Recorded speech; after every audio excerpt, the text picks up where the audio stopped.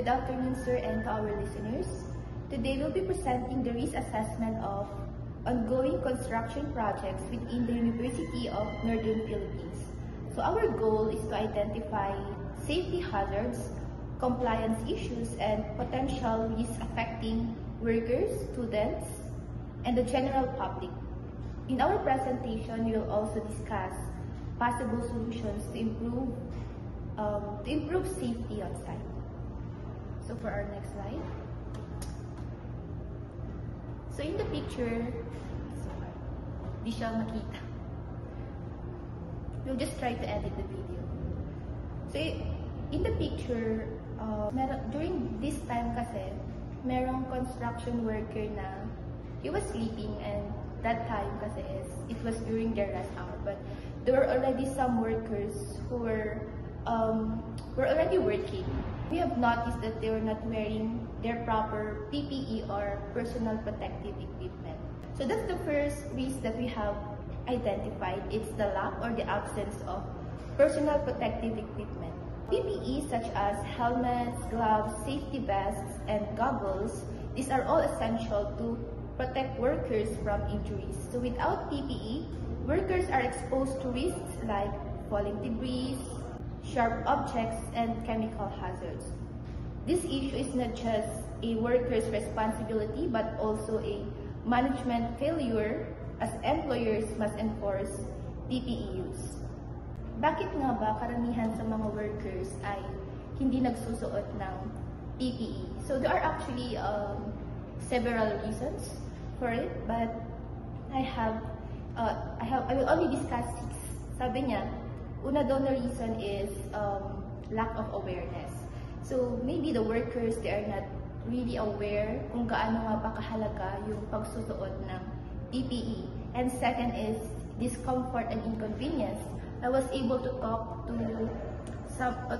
a site engineer. Tinanong ko siya kung bakit nga ba karamihan ay hindi nagsusuot ng PPE is because it's inconvenient siya. It's not comfortable, especially during hot weather. May init na kasi.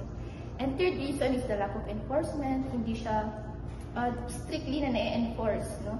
And fourth is the poor quality or unavailability. Hindi siya available. It's not given to workers. Fifth reason is the peer pressure and work culture. Excuse me. And lastly is time constraints. So in here sa picture kasi, makikita dito yung mga excess ng concrete na tinatapon lamang siya, no? There's actually a video na nakita namin is yung mga excess concrete is tinatapon lang siya galing sa upper floors, no? So second risk that we have identified is the absence of a proper garbage chute. So without a designated system for waste disposal, construction debris is scattered around the site. So this not only clutters the area, hindi lang siya makalat, but also creates hazards such as tripping risks, fire hazards, and environmental concerns. So a simple solution to this risk or to this problem is to install a garbage chute to efficiently and safely remove debris from higher floors. Across different construction sites, we identified several common hazards. So marami rin kaming na-identify na pare-parehas din naman ng mga type of risks na meron sa mga construction site. So first is the scattered construction materials. Workers and students walking near the site risk tripping over materials. So yun yung possible risk, no, ng problem na ito. Second naman is there are no warning signs.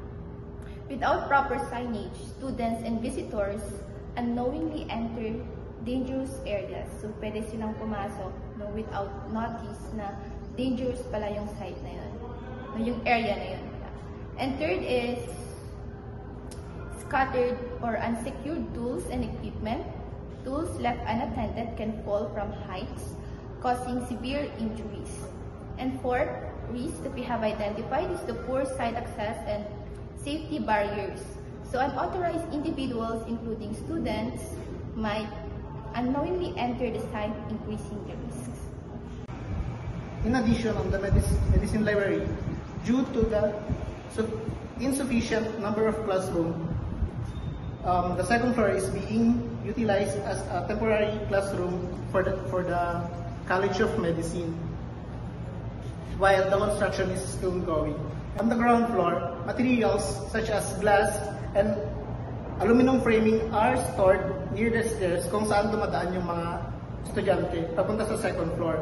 So this could have a potential risk na possible na ma-injury or masira yung mga materials. Then on the car park cafeteria building, during lunch there are workers that don't wear PPEs and sit near the ledge of the second floor na it has a possible na mahulog sila since walang railings or walang protection yung ledge ng second floor of the car park building. Then in addition, on the ground floor of the car park building, it is currently used as a practice space for the PE students. So during construction, there is a possibility na may mahulog from the construction above. Possible mahulog can cause injury to the students below. Then sa tabi niya is the building of College of Nursing. So merong minimal distance from the College of Nursing and the ongoing construction, and there are no barriers or safety nets that installed there. So it could also possible na mag-cause ng damage dun sa building, which has a potential for financial risk. So additional bayad for the contractor pag nangyari yun. Then on the College of Technology, so we noticed na on the ground floor, nakabukas yung elevator pit. So walang barrier doon sa may elevator pit. So mayroong potential na may mga mahulog if hindi nila alam or hindi nila tinitignan yung pupuntahan nila. Then also materials are scattered, so may possibility rin na mawalan or ma-stolen yung mga gamit nila, such as yung mga paints. Next is the College of Teachers Education.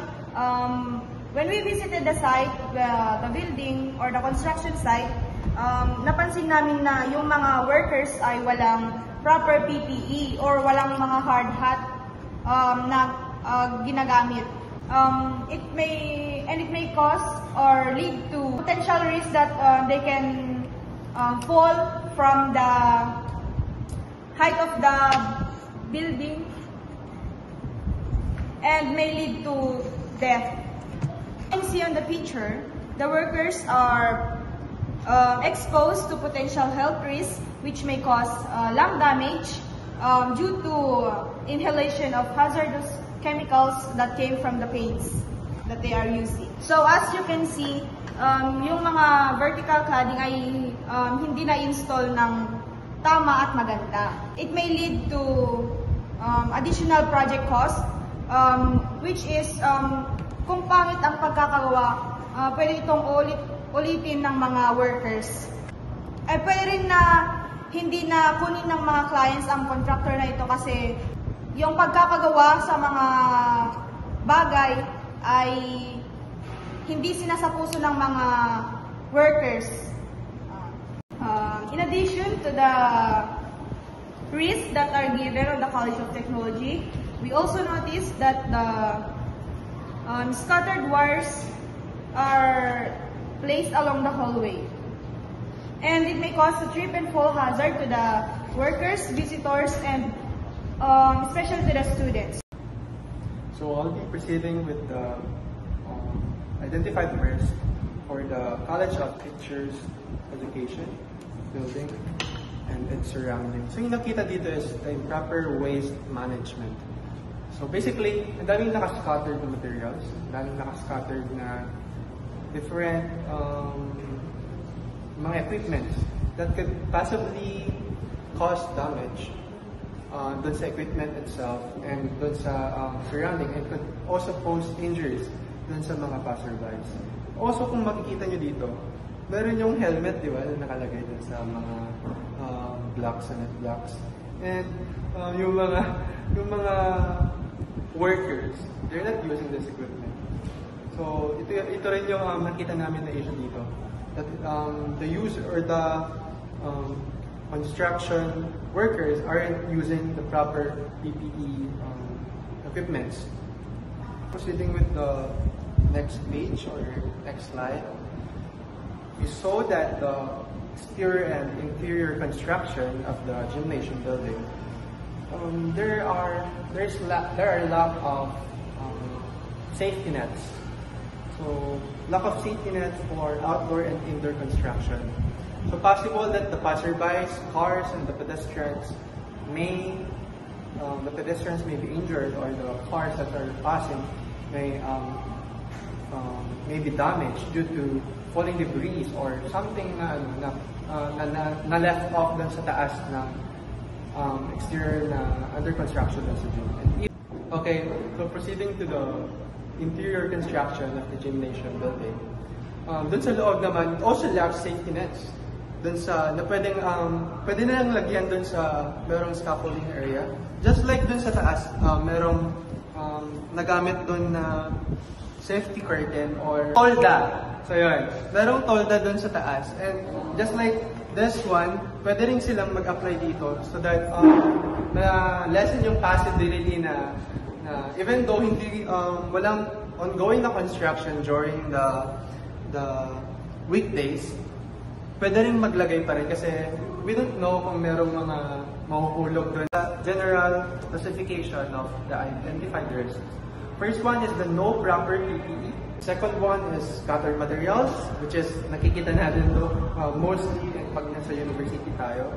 The proper waste management greatly degrades the field pag nasa labas ka. Kasi kita mo yung mga scattered materials doon, and as a student, pag may nakikita kang scattered materials, invest na sa if you go outside, you go outside to relieve your stress or to relax. Pero pag yung makikita mo is ganun, hindi nakakatulong.